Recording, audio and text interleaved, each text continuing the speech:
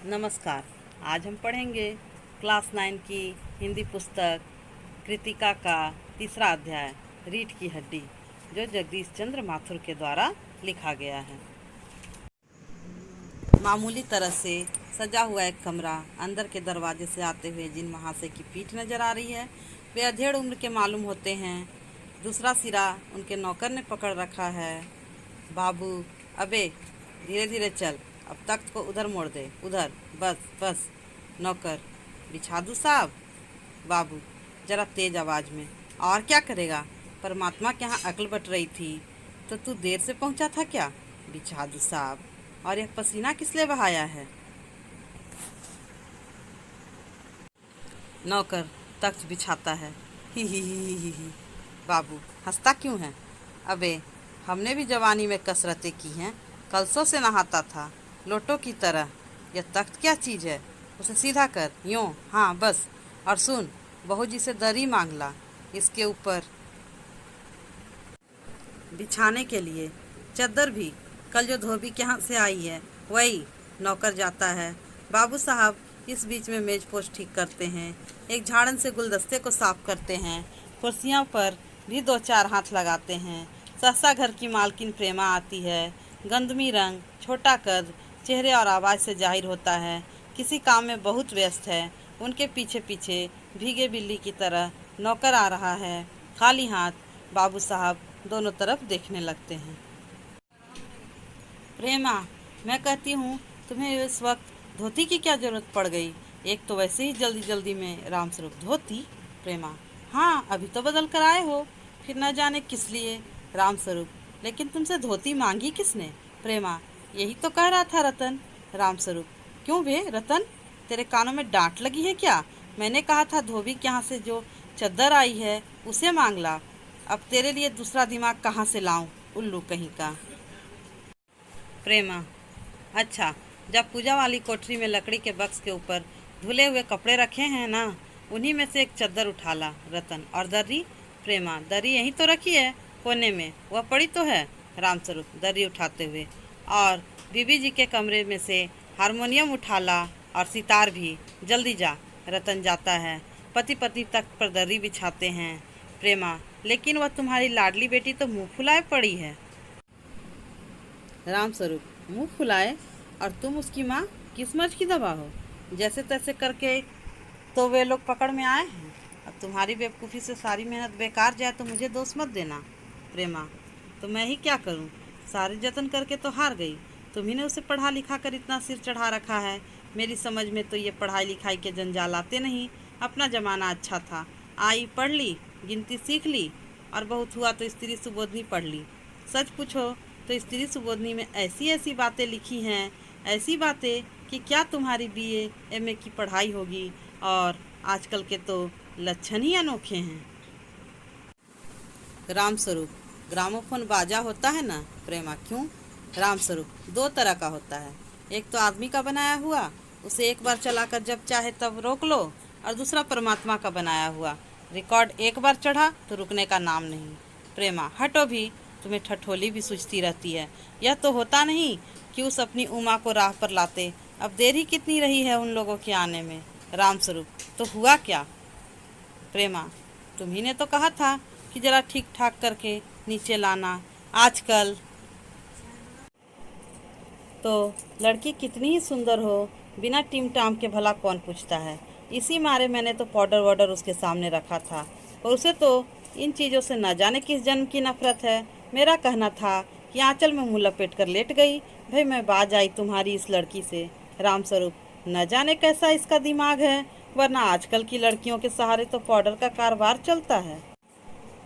प्रेमा, अरे मैंने तो पहले ही कहा था इंट्रेंस ही पास करा देते, लड़की अपने हाथ रहती और इतनी परेशानी न उठानी पड़ती। पर तुम तो। रामस्वरूप बात काट कर, चुप चुप, दरवाजे में झांकते हुए, तुम्हें कतई अपनी जबान पर काबू नहीं है। कल ही यह बता दिया था कि उन सब लोगों के सामने जिक्र और ढंग से होगा, मगर तुम तो अभी से सब कुछ उगले देती हो। उनके आने तक न जाने क्या हाल करोगी। प्रेमा, अच्छा बाबा, मैं न बोलूँगी, जैसी तुम्हारी मर्जी हो करना, बस मुझे तो मेरा काम बता दो। रामस्वरूप, तो उमा को जैसे हो तैयार कर लो, न सही पाउडर वैसे कौन बुरी है।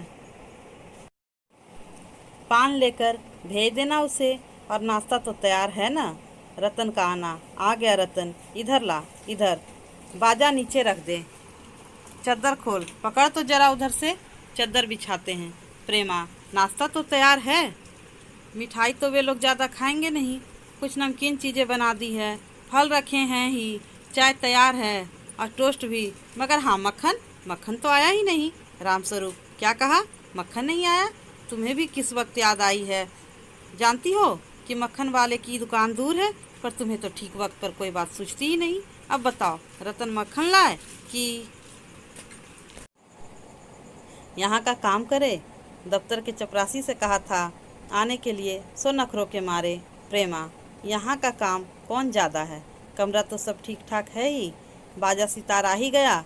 नाश्ता यहाँ बराबर वाले कमरे में ट्रे में रखा हुआ है, सो तुम्हें पकड़ा दूंगी। एक आध चीज़ खुद ले आना। इतनी देर में रतन मक्खन ले ही आएगा, 2 आदमी ही तो हैं।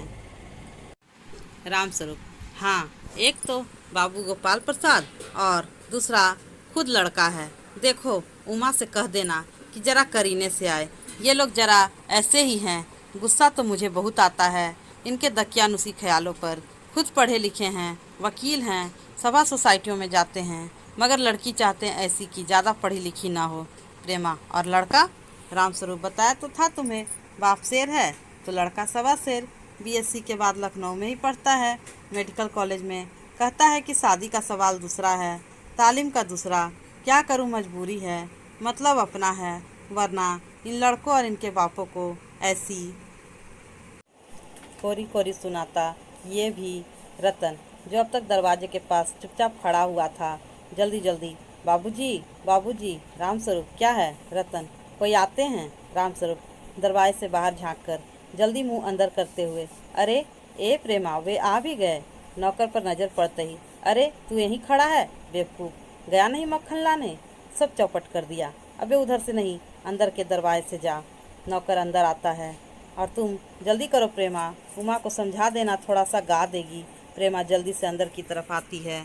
उसकी धोती जमीन पर रखे हुए बाजे से अटक जाती है। प्रेमा, यह बाजा वह नीचे ही रखा गया है, कमबख्त। रामस्वरूप, तुम जाओ, मैं रखे देता हूँ जल्दी। प्रेमा जाती है। बाबू रामस्वरूप बाजा उठाकर रखते हैं। किवाड़ों पर दस्तक। रामस्वरूप, आइए आइए।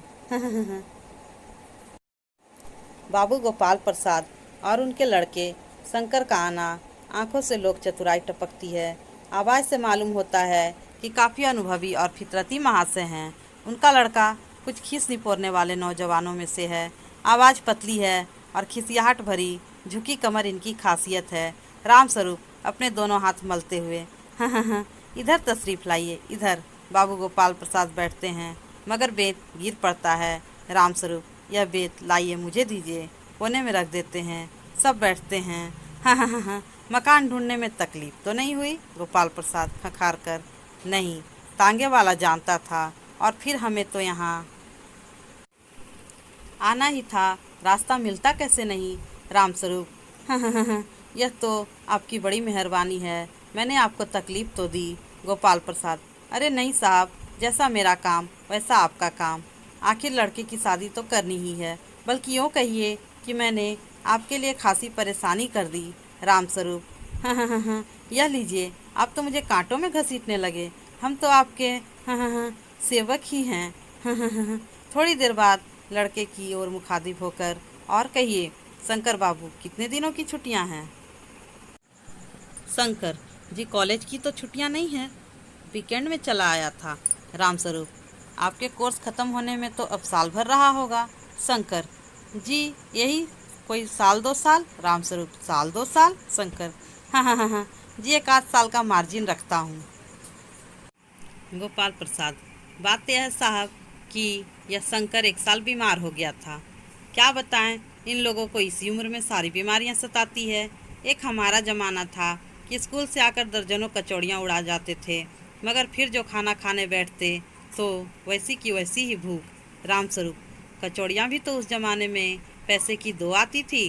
गोपाल प्रसाद, जनाब, यह हाल था कि 4 पैसे में ढेर सी बालाई आती थी और अकेले 2 आने की हजम करने की ताकत थी अकेले। और अब तो बहुत तेरे खेल वगैरह भी होते हैं स्कूल में। तब ना कोई वॉलीबॉल जानता था, न टेनिस, न बैडमिंटन, बस कभी हॉकी या क्रिकेट कुछ लोग खेला करते थे। मगर मजाल की कोई कह जाए कि यह लड़का कमज़ोर है। शंकर और रामस्वरूप खीसे निपोरते हैं। रामस्वरूप, जी हाँ, जी हाँ, उस जमाने की बात ही दूसरी थी। हाँ हाँ हाँ। गोपाल प्रसाद जोशीली आवाज़ में, और पढ़ाई का यह हाल था कि एक बार कुर्सी पर बैठे कि 12 घंटे की सीटिंग हो गई। 12 घंटे जनाब, मैं सच कहता हूँ कि उस ज़माने का मैट्रिक भी वह अंग्रेजी लिखता था फराटे की कि आजकल के एमए भी मुकाबला नहीं कर सकते। रामस्वरूप, जी हाँ, जी हाँ, यह तो है ही। गोपाल प्रसाद, माफ़ कीजिएगा बाबू रामस्वरूप, उस ज़माने की जब याद आती है अपने को जब्त करना मुश्किल हो जाता है। रामस्वरूप, हाँ हाँ हाँ हाँ, जी हाँ, वह तो रंगीन जमाना था, रंगीन जमाना। हाँ हाँ हाँ हाँ। शंकर भी ही करता है। गोपाल प्रसाद एक साथ अपनी आवाज़ और तरीका बदलते हुए, अच्छा तो साहब बिजनेस की बातचीत हो जाए।